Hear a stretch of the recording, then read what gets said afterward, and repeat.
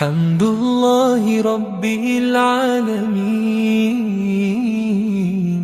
الحمد لله الواحد الأحد الفرد الصمد، الذي لم يلد ولم يولد ولم يكن له كفوا أحد. الحمد لله خالق السماوات بغير عماد، وبسط الأرض ورافع القباب والشهب في الأبدان. له الحمد في الأولى والآخرة، وله الحكم وإليه ترجعون. هو الرحمن الرحيم، الغفور الودود، الملك القدوس السلام. سبحانك يا الله، ما أعظم شأنك وما أوسع رحمتك.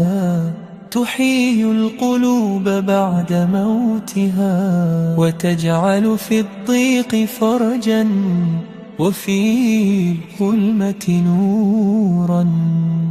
نحمدك على النعم ظاهرة كانت أو خفية، ونشكرك على العطاء وإن جهلناه حكمة.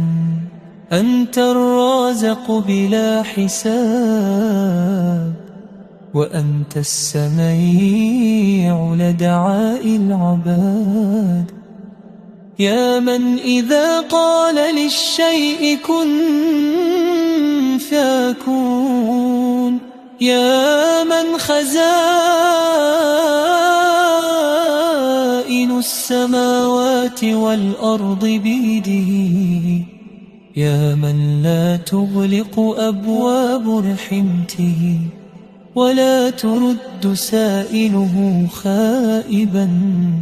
نسبحك في الأسحار، ونذكرك في الليل والنهار، وتطمئن القلوب بذكرك.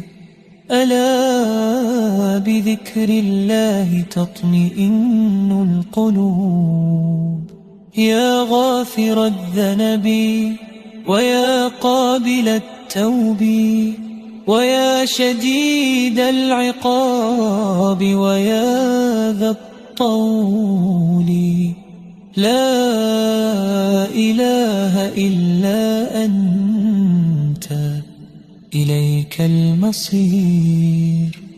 خلقت الإنسان من ضعف، ثم جعلته قويا بعونك، وأكرمته بالعقل والهداية، وأرسلت إليه الكتب والرسل رحمة وبيانا.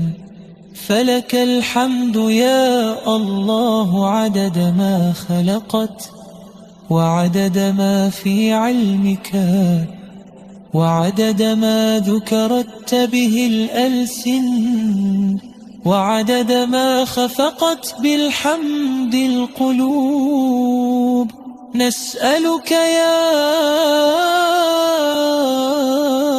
الله رضاك، ونعوذ بك من